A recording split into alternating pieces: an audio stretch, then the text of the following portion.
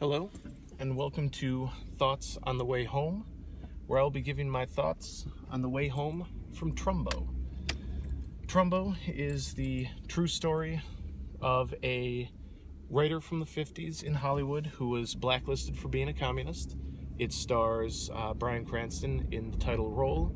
It also stars Helen Mirren, John Goodman, Louis C.K., Alan Tudyk, and a whole lot of other people as well. Overall, it was a pretty decent movie. It's definitely an awards season kind of a movie.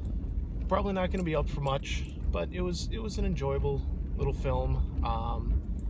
Kind of light in tone, kind of. It's about the Hollywood blacklisting. Performances were all pretty solid. Bryan Cranston pulled in a pretty good performance as Dalton Trumbo. Louis C.K. as another writer whose name is escaping me at the moment, gave a really good performance as well. Alan Tudyk. Everybody gave a really good performance in this film. Definitely everybody was bringing their game.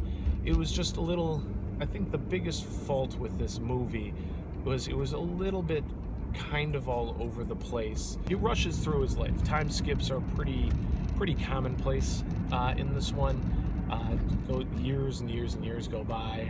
It starts in, I want to say, 47, and then the last scene in the movie is in the 70s, or is in 1970, not just the 70s. I think my other kind of big complaint about this film, which is keeping it more as it's a good film. It's nothing spectacular, not really going to win awards, is the fact that it's a little bit heavy-handed and on the nose. We've had two films this year that deal with the issue of communism in the 50s. Bridge of Spies, which was a spectacular film, and then this one as well.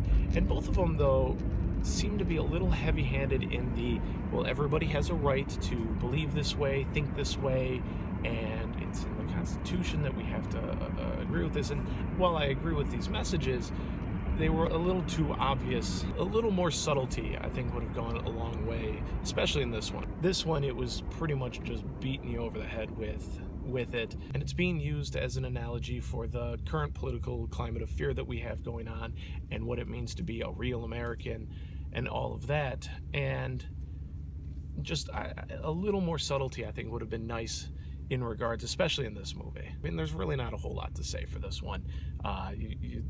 Most of the movie is right there in the trailers. Overall, though, I would say it's a pretty good movie. I do recommend. Not necessarily needs to be seen in theaters, but I would say at least give the movie a rent. At least one watch through. I think definitely worth that. And those have been my thoughts on the way home from Trumbo.